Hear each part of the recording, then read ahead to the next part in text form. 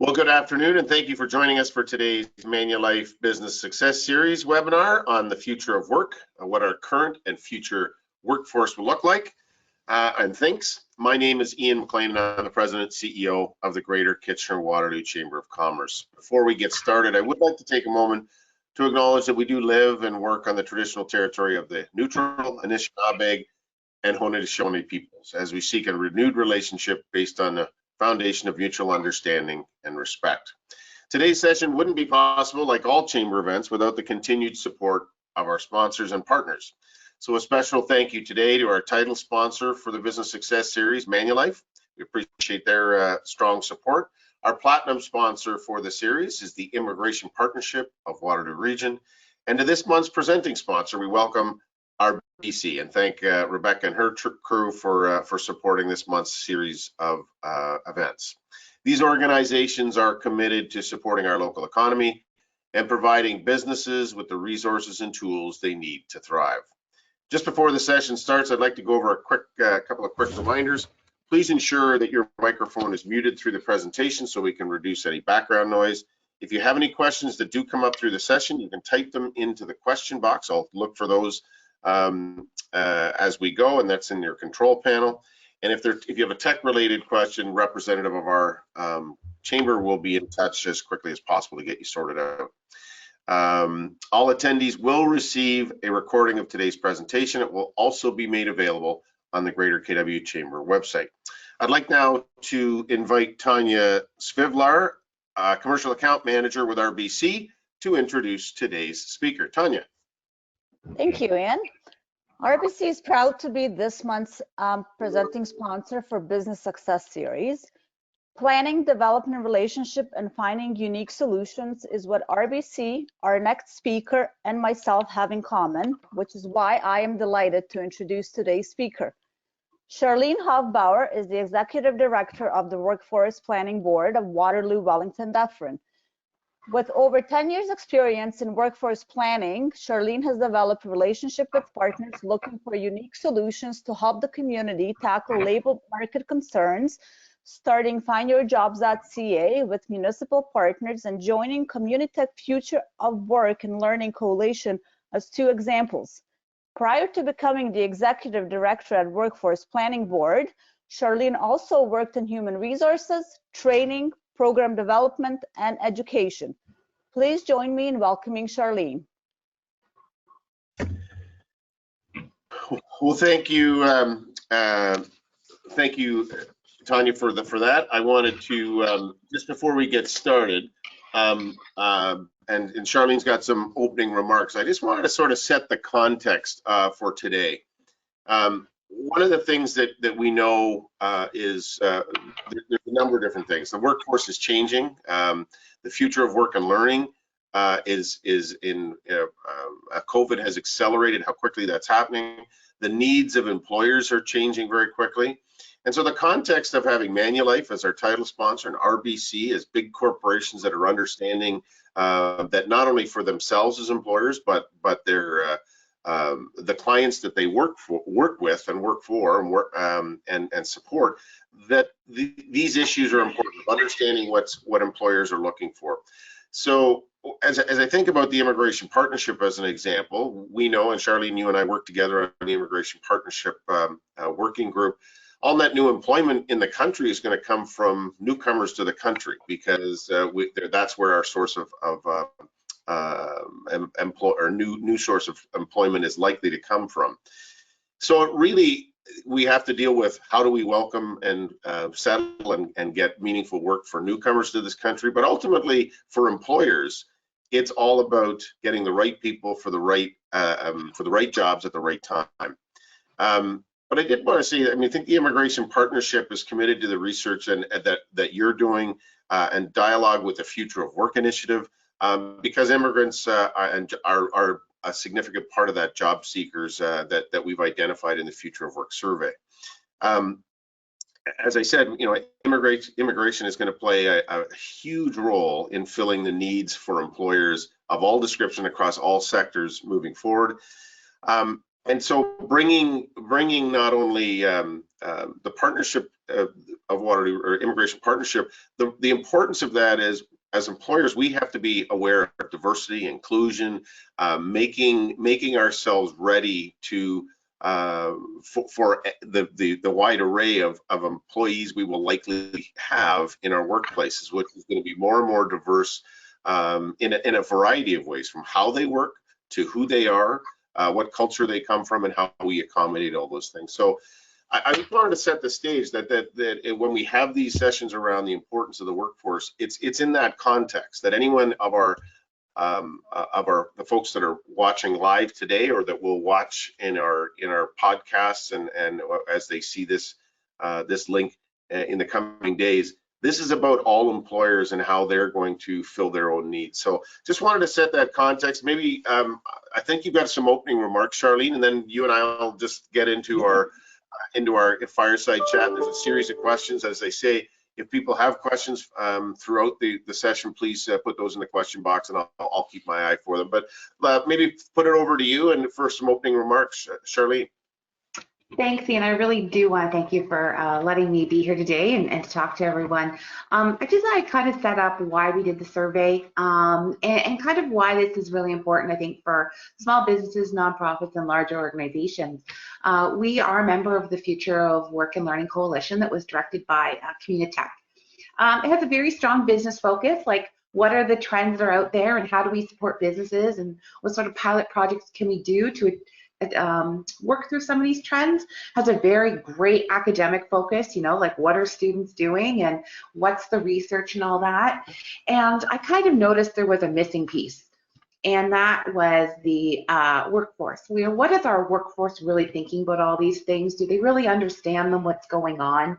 And so early in our engagement with that group, we thought, you know, what's the research out there saying? And to our big surprise, there's no research on what the workforce is thinking about, what's coming at us. We have consumer ideas, but that workforce that's going to be our future isn't really being consulted. And so this is a great opportunity to do some preliminary research into that. Find out what the workforce is thinking, what are they thinking about these trends and these skills, and what do they even think the future means. And luckily we got 267 responses across Waterloo region, across ages, across industry, which is great. And that's really giving us the opportunity to get a decent start to figure out what people are thinking. So how does that help small business and nonprofits and large business? One, it helps us think about recruiting. What are people thinking about jobs? How can you position your company as a company of choice? It's a phrase that keeps coming up again and again. And how can you change how you recruit, knowing what people think? How do you retain your people? You know, there are some pieces in our research that kind of talk about retention. How do you create better interaction, better support?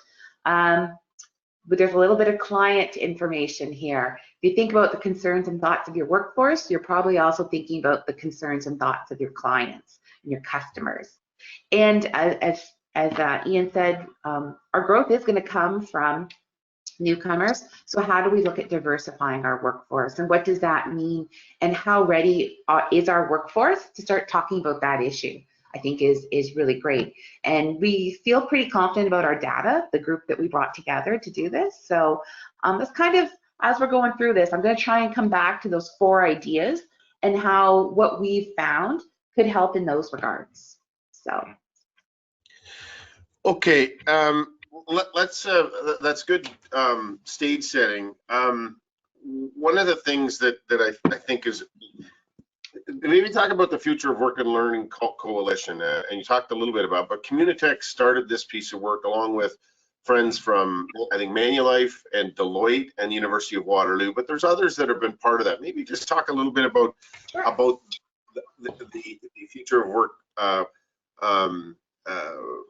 coalition, because I think it's important that people understand this is not just tech folks or whatever. This is everyone understanding that how we do our work is going to change.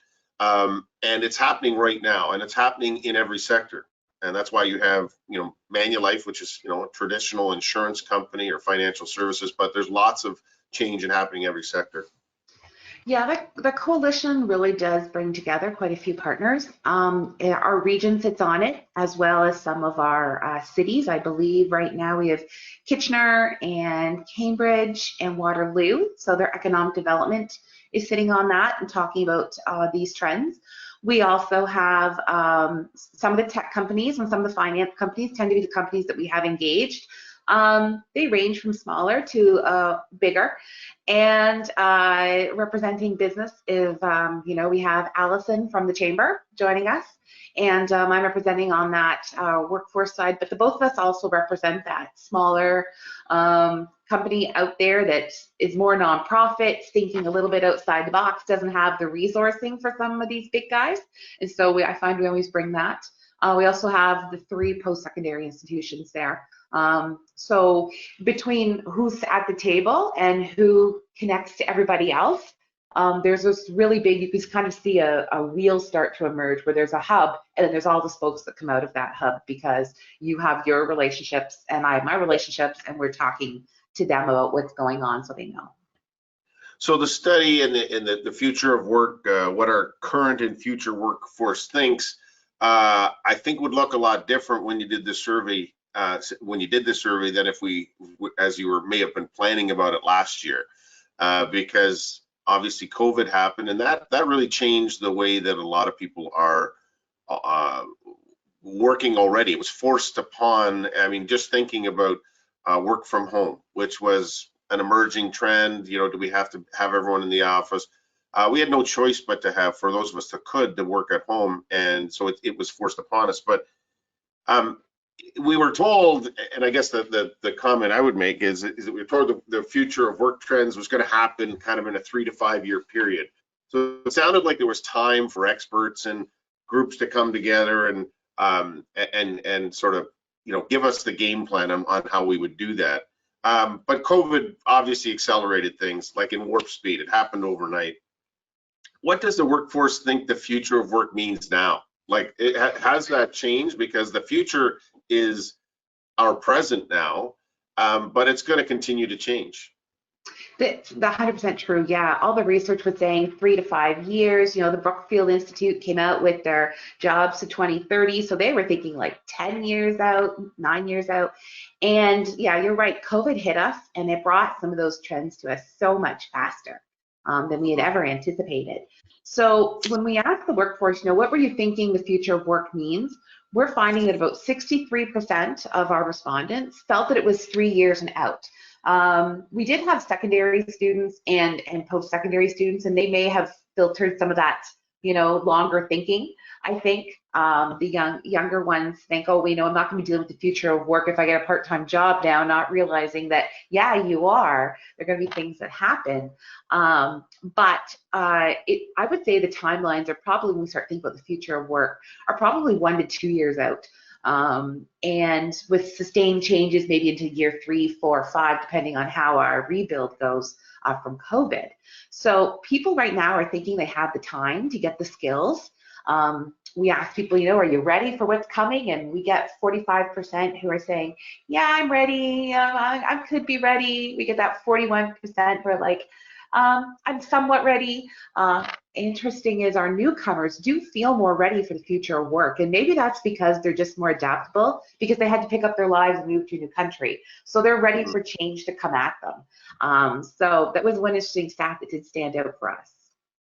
Well, that's an interesting point, is that if you've been forced to deal and adapt to change, that may be a sort of one of those soft skills that we didn't really think about before, in terms of newcomers and how quickly the working landscape is changing. Just a couple of follow-ups there. So from the study, what does business or the respondents, I guess, what do they think the big trends will be, and are they feeling ready? Or is that a mixed bag? Yeah, the big trends really do vary, and I'll kind of give you the overall group's feelings and maybe where newcomers stick out a little bit. So working from home. I think that's just one of those concrete things that we're seeing. You know, Stats last year said that about 40% of jobs can be done from home. We'll see how that changes, because I just saw a survey this morning from Toronto downtown businesses. that said that 6 out of 10 people are ready to go back to work in downtown Toronto. They're feeling safe, so maybe that trend will change, but it looks like work from home is one of the ones that our workforce feels will be a trend. They think that online learning is going to be a norm, which again is a very concrete thing we've seen the past year. If any of you have children, you've lived it. The rise of LinkedIn Learning, the concept of training going online, a whole year almost of remote education for some of our children. So that's an interesting one to watch. I'm very interested when I start pulling the data a little bit more to see how young people feel about that one. Robots or machines are going to be in workplaces. Automation, Industry 4.0 is all about automation. We see self-checkouts every day. Japan has started putting together personal assistants to help the elderly because they don't have enough people to do it. Automated or remote vehicles, remote in mining, where you can have somebody at the top controlling a vehicle down below, or we are all hearing about the automated cars. So that one, those are things that are real and happening now, and so people are recognizing those as trends. The ability for AI to change what people do and their jobs. So, I could take a part of my job and make artificial intelligence do it, and that frees me up for brand new things, maybe more creative things. And finally, that lifelong learning. I think we've all now figured out that we can commit to that one. But from an employer perspective, if I can just say, just think about it this way. Your employees may be training for something today you have no idea they want, because they're looking at leaving, or they want to shift to a new department, or any other number of things. They can be ready for that first career change, the second career change. So my little piece of advice to employers on that fifth one is think about cross-training and always introducing your people to new stuff. I know that can be hard in unionized environments, but that concept of cross-training and constantly keeping people thinking and learning is going to be one of those ways to retain your staff. And when it comes to newcomers really felt that AI changing jobs was going to be the big concern and the big trend moving forward. So that was an interesting one, that it was so different from that work from home. They just didn't see it as big a trend. Okay, now we keep hearing about all the skills that people are going to need, right? So and you just touched on that, saying cross training. What are the skills that people might need? Well, what does the workforce think are the skills that they're going to need to be developing? And why should employers be aware of those thoughts? Like, I mean, if an employer or an employee saying, geez, I don't know what the skills are, or I need more, like you just referenced, robotics, automated, like being more technically adept. Why is it important that that employers be aware of what's in the mind of their workforce? I think it helps employers. I'm going to start with that part, and then I'll go into what the skills are. It's so important for employers to understand what people think they're going to need, because those are the things they're going to pursue. So if you're open about what you need, then people are going to pursue what they interpret you as needing. But if they're left to their own thought processes of what might be best, you might have a workforce that doesn't have the skills you need to move forward, because you've got this plan in the back of your mind and they're not there. So when it came to the skills that people were thinking that were going to be most important, thinking and solving problems was number one. Number one for the general group, number one for newcomers. People expect that they're going to have to think and solve through problems. And if I can take that a bit, it could be your client's problem. It could be a quality problem, if we're thinking about a manufacturing environment, but it could also be a customer service issue within healthcare. People believe they're going to have to solve those problems. Number two is using new technology. So many people, when we did the survey, when they made comments, they're aware of changes. They're identifying types of technology they're going to need training in. They believe data analysis and cloud computing, and I forget the third one that was most popular. But they're open to developing the skills. They're open to, like, show me a new piece of software, show me a new piece of something, and I'm willing to tackle it. The third one's accountability. People believe they're going to have to be responsible for what they say and what they do. They believe that they're going to have to take ownership of their choices and their decisions. So those were the three that were common between my two groups. And then it kind of differentiated. So in the overall group, a good attitude was determined to be a really important skill. Just having a great attitude, coming in every day, ready to work, that sort of situation. And then overall, it was working with others who were different than you, which kind of talks to some of that diversity, equity, and inclusion piece that people are guessing they're going to have to work with people that are not like them. They're going to have to figure out how to manage it and work through it. So that was very encouraging to see that people are open to that concept and they know it's a skill they're going to have to develop. So just the two groups, I just want to kind of clarify that because I think we may have driven by that early on. So the two groups is you guys did the whole number of people, 267 or whatever. But how did you slice and dice it in two groups? Is one employers and one employees? So what I did was I sliced it with there's the whole group, and then there's talking about what newcomers feel out of. Okay. So I have about 70 some odd responses for newcomers. My apologies, I should have differentiated that. When it came to that newcomer group, those attitudes and those interpersonal skills, they didn't see those as important for the future. They felt it was analyzing information and prioritizing like what you do. So it was interesting because we were seeing that in the general population of our survey, there was that personability, interpersonal skills were still so important. And when we looked at the newcomer, they didn't see that value. So if someone's supporting a newcomer, they may not be aware that they need to up those skills a bit more. And so we may be seeing some newcomers who are having issues getting interviews because they're not being aware of how important those skill sets are in a Canadian labor market and what those values mean. Okay, now you asked and talked about people on their career paths and their current careers. Why are from within the survey? Why are people going into those careers? And is there a different perspective? I mean, you talk about newcomers and newcomers, immigrants to the community and therefore to the workforce.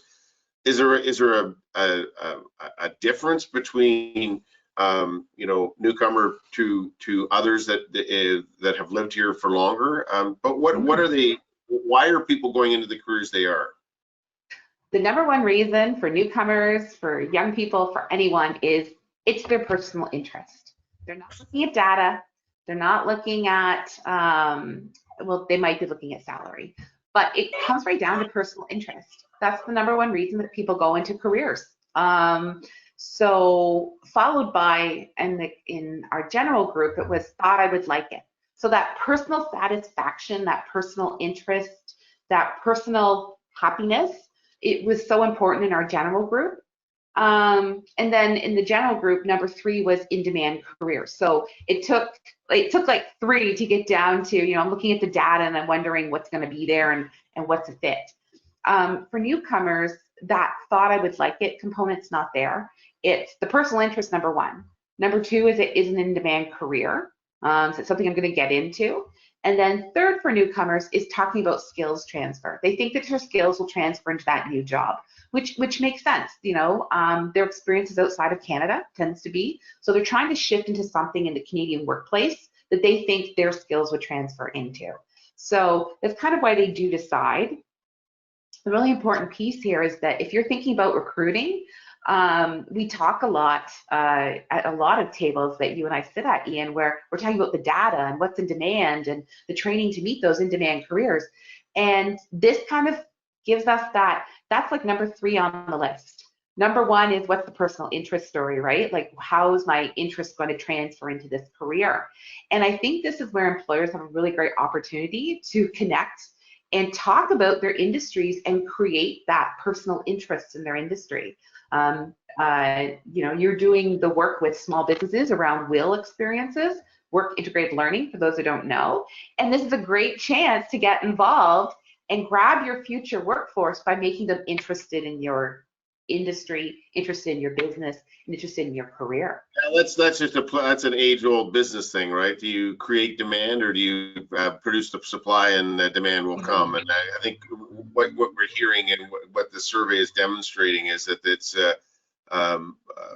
employers are going to have to take some of that responsibility of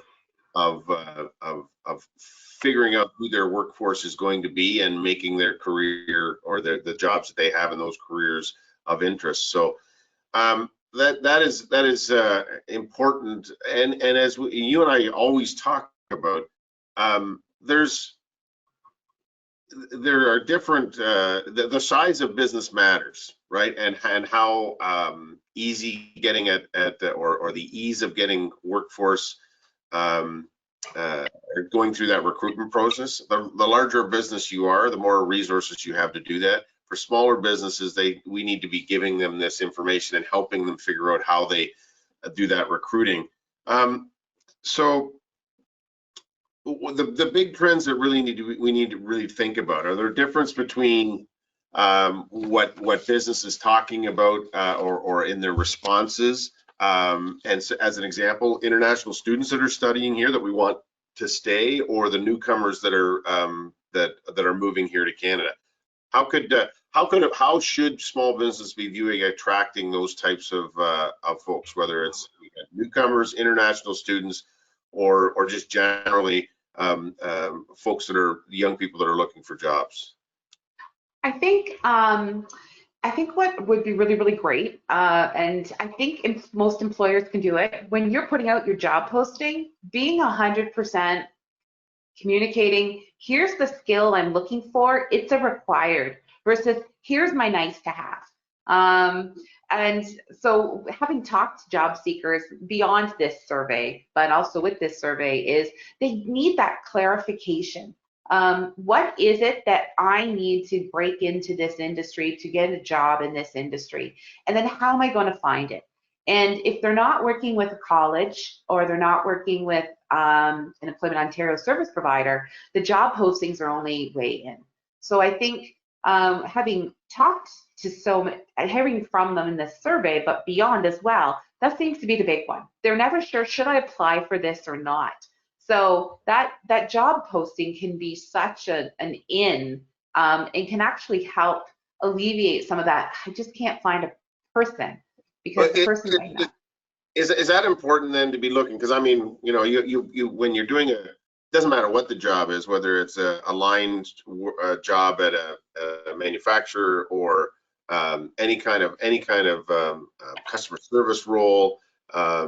It doesn't matter what it is. You want to put everything that you think the job is going to have, but are you saying really identify the most important of those things? Because and this maybe I kind of noticed this. I mean, it's been a long time since I've applied for jobs. When you do, you kind of go through and say, well, I've got these, 50% of these things sound like me, but the other 50% like I don't know what they're talking about, so you don't apply. Is that what you're kind of getting at? Is really identify what are the things that you need from to fill the position, and don't allow people or move people to self-screen out.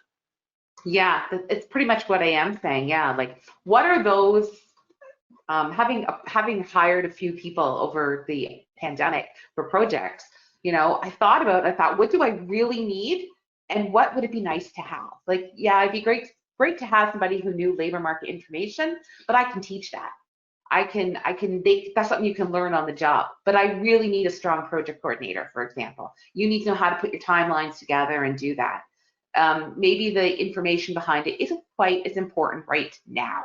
So, and I think that's where that here's what we really, really need in this position, and here's what we can use or train, using whether that's the Canada Ontario Job Grant from EO, or some other form of grant out there, or just on the job training potentially for some cases. I think that if employers can do that, I think, saying, I've got 50%, I'll screen out. I think a lot of those conversations are starting to see that people are screening out at much, much higher numbers. Like they're saying, oh, I've only got 75%, I'm screening out because it looks like this is what they need.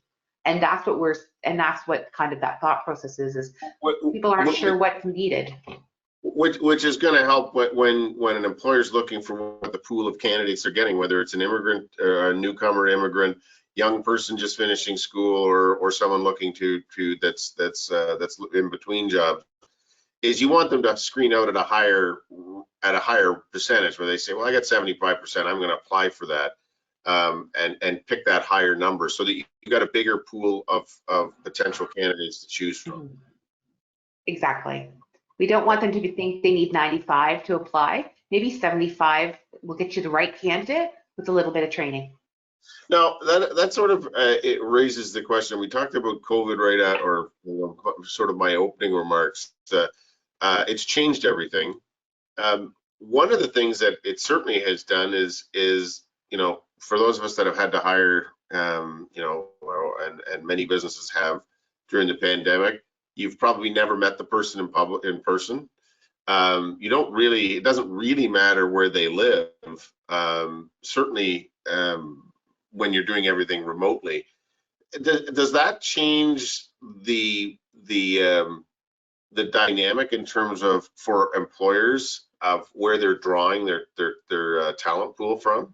So it doesn't matter whether it's a young person, a newcomer, immigrant, or some in between. I mean, if the job can be done remotely, or at least a portion of the time, I presume that changes the dynamic even for these, from within this survey. Yeah, we had our survey respondents did talk a bit about having to compete globally. They're very aware that, especially if they want that remote or work from home piece, that they're going to have to do it. It came up in the top 10. I only gave you the top 5, but it was a very real concern and a very real trend that they identified is that move to a bigger workforce, that move to having to compete with so many more people, and being aware that they're what does it mean to work from home? What does it mean to have to compete globally? They didn't really talk yet. I hadn't asked, and this might be follow-up research, but that concept of would you apply like internationally if you had the chance, and what does that mean tax ramification wise? And this may be something we need to talk about as a community if this starts happening. But they were very aware that competition was going to happen internationally. Okay, so I want to kind of move on to, we've talked about the hiring process. I mean, but for those that have people already on staff, I mean, we talked about, your existing workforce is going to have to be not reskilled, but training is going to be a constant part because of how quickly technology and processes are changing or developing or being modified. So if I'm an employer and I want to get my my employees trained, are there, and I guess this is the role of the provincial government, the role of, as an example, Employment Ontario. There's got to be programs. Are there programs? I guess is the question, to support that in terms of some financial programs to support, particularly the smaller and medium-sized businesses, with getting that training for your workforce. So maybe let's start with that, and there's a couple of follow-ons to that. Yeah, there are actual opportunities to do that. I mentioned earlier the Canada-Ontario Job Grant, which is a cost-sharing measure that comes through any of the Employment Ontario service providers locally. If you have any questions about who they are, I'm sure you or I would be happy to direct them to a few. But that's one group. And if you're hiring someone on, sometimes the coverage of that training can be a little bit higher because you're actually employing a person as opposed to your current staff. So that is one. Second career more comes from the individual themselves as opposed to an employer. But that's the big one it's an employer pot right now. Beyond that, there are a few programs that are kind of, shall I say, being put together right now or are not quite released, that there may be opportunities for that. And when those announcements are made, then those pots will also be available to employers. So one of the things that when you have a great employee and say, look, either their job is going to be something significantly different or substantially altered, but you want to keep them because they're reliable, they're hardworking, they kind of adapt and learn pretty well. But in some cases, it may take going back to school or getting a formal certificate to be ready for a new job. How do you sell that to your existing employee base? Like, just in terms of people still have lives, they got bills to pay, they got families.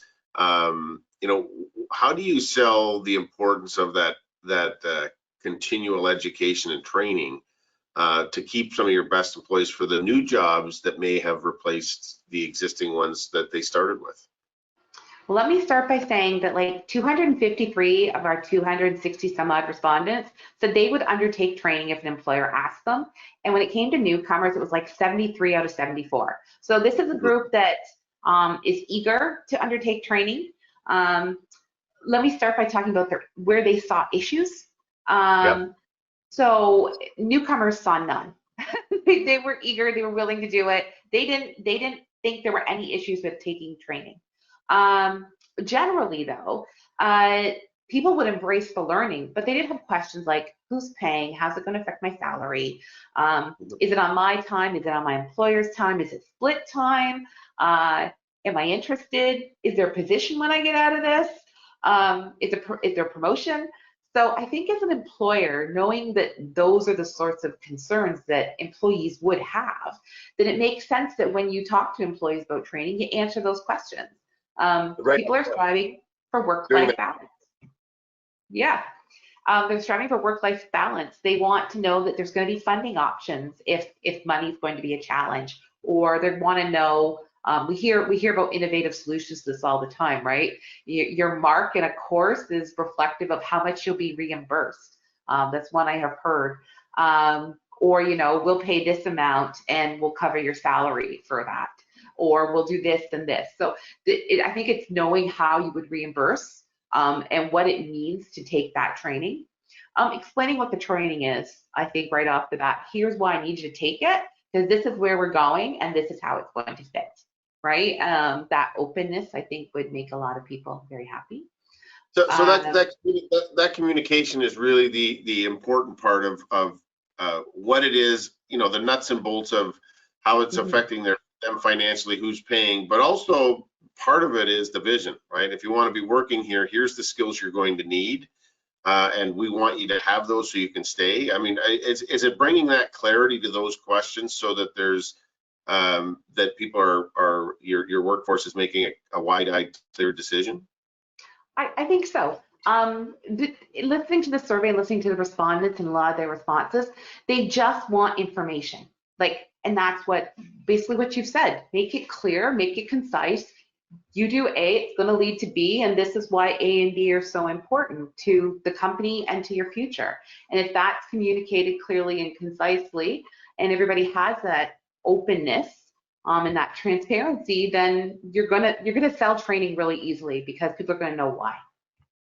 Okay, let's move on. One of the things that I think all of us as employers, I mean, you and your staff, mine, I with mine, as well as all of the businesses that we represent, is the whole question of mental health, and I think that really comes from the spotlight's been put on it because of COVID, but I do think that it's been an emerging trend that the business community has seen over the last 5 or 6 years, that we've really identified that if we're not addressing our employees and our teams mental health, we're missing out, because it affects productivity, it affects absenteeism, all kinds of things which are ultimately business issues because they affect the bottom line. Maybe talk generally about what, if anything, was in the survey around mental health. What's the sense you get from the pool of respondents to the survey? I think a lot of people when they talk about they didn't come out and say it, but I think change is what's affecting them. We've never seen change this fast. From what I can tell historically, and I'm an amateur historian, haven't gotten my degree in it, so we don't see change happen this fast, and it affects us, and it affects us how we interact and how we are.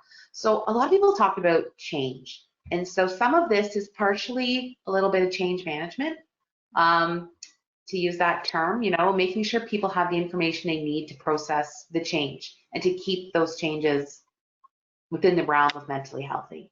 So being honest about changes, how it's going to affect people, how people can prepare. A lot of people were wanting information, so wherever you can as an employer, sharing that information, and from a perspective of as organizations like ours, sharing what we're seeing happening and being upfront and honest. But also seeing the success stories. Sometimes when we see success, we don't get as worried about a change. We're seeing that, okay, this is happening. It feels very stressful right now. It's affecting my mental health. But look, they got through it, and here's the steps they did to get through it. That's a little bit beyond business there, but I think it's still important. Because if you have an example within your organization, talk about that example. Have a staff meeting and talk how that person worked through that to be successful. Where you can, be flexible. I think this has been our new mantra for the past year is we need to be flexible wherever we can, because work-life balance was mentioned by everyone from 15 to over 60. So if our teenagers already think about work-life balance, it's probably indicative of a future trend. So, and I guess one of the things that we've probably seen through the pandemic and will likely to see for a period of time, but there's been an emerging trend, which is you've got full-time permanent employees, and then you've either got temporary contract or consultants that kind of come in and out, or gig workers that are doing more project-oriented things. As we think about mental health, I mean, how do we balance that? I mean, that's going to be a standard course, particularly as we go through the recovery of having more transient or contract workers. Does that affect your permanent workforce, and do they worry about that? And how do we? And again, is good communication with why you're hiring different people in different ways the antidote to making sure that that people aren't feeling stressed and worrying unduly about their own future? I think just thinking about the survey and some of the comments that came out of it, I didn't see that necessarily in the survey, but I could see how that could be a concern in some places where as a full-time worker, you begin to wonder whether you're next. Am I suddenly going to become the consultant? We did see some of that in another project we were doing where there was some of that concern and some of that mental health where we were seeing people overworking themselves to make themselves indispensable. So it's a trend we always see when we see a downturn in the economy, and this was a downturn. People want to make themselves indispensable. I think that open communication will help that tremendously. Here's why this person is in the role that they're in. I know my organization did that. I have my 3 permanent, and then I have project staff. And it's been explained the project staff are based upon funding models. That in a nonprofit, we can be that sort of open communication. And I think as employers, you can also tackle that is we're core, and here's some other things that are happening, and we need a reflexive, very flexible workforce that can tackle those things. One additional thing I'd like to put in there is it's very important though for those gig workers and those contract workers, consultant to also start to have some form of network. And I don't know what that looks like. I know Linda Nazareth has talked about it in the past. She's talked a lot about the future of work. The historian in me says it's guilds, but we'll see where that takes us eventually down the road, where how do those gig workers start to come together to have those supports that exist for so many of us in the workforce in those permanent roles. But I think that's something that my staff and I are already talking about it, because it's not even solopreneurs or people that are working by themselves. It's something even different than that, and it's going to be which is that gig worker that's just moving contract to contract and more transient, and I think that's going to be an important resource for business. And they're going to be an important type of business that we need to support more moving forward. Listen, we're almost out of time. Wanted to ask maybe just a general question around when we look at these surveys, and I don't know whether you can maybe slice and dice a bit, but the survey covered not just 1 or 2 business sectors. This was sort of across the board. You would have got so maybe talk about the and some of it related to the survey, but the things that we've talked about today are felt in maybe slightly different ways, but are felt in manufacturing and services and professions, restaurants, hospitality. It's affecting everyone. How do you kind of what are the differences maybe between some of those sectors that you're seeing in terms of this broad array of issues? I think some of the trends that are out there that people are identifying, manufacturing may not be hit as hard by some, like the work from home one. I've heard some stories of, they move their engineers to work from home, but an engineer needs to go and measure with calipers a machine part, right? So they need somebody now in the office to do that. So there are some industries I think that will stay very much not work from home. They'll still be in person until some form of technology can change that. But I think also that and I would argue that as well for accommodation and food services and arts and entertainment culture, those are on hands-on things along with our healthcare. So when we talk about some of this stuff, yeah, there are differences. So, some components of the workforce will not really think so much about certain trends because they just don't seem to be happening, whereas others will think a lot about it. But I think as well, some of these things like around, let's continue to work from home. Like if we all continue to work from home, our downtowns are going to look very much different. Because a lot of those restaurants that support those downtown workers will disappear, and those businesses that we stop in when we want something on a Friday night will disappear. So we really have to think of it very macro and very within our own industries. So it can shift and change so much, I think. Also kind of looking at it a little bit differently, we did have some construction workers who really left spaces blank because they weren't really sure how their industry is going to change. Construction's looked like the way it is since we started building pyramids. So it can be harder for some of these industries, I think, to wrap their brains around what some of these things mean and what they could do to shift their industry. Whereas others seem to be right in the midst of it because they don't have a choice. Last question, and I think this may be a little far afield from the survey, but I think it's something we continually talk about, which is accreditation of credentials from different jurisdictions. And this is, I mean, I guess it's related to immigration and newcomers, but there's all kinds of people that are trained various different places. So if you're trained in Europe and are an engineer, it doesn't translate here, let alone coming from other parts of the world. So as an example, doctors, any profession that's self-regulated in Ontario, is that going to be something we really have to address with some urgency, particularly on those high demand, parts of the economy that are where getting the workforce is pretty tight right now? I think it's going to be crucial. Sometimes I think back when this conversation started and we started talking about credentialing and equivalencies. I think it was like early 2000s. If we'd started back then, we'd be there now. It's just there hasn't been the urgency, maybe. We knew it was happening, but it always seemed so far down the road.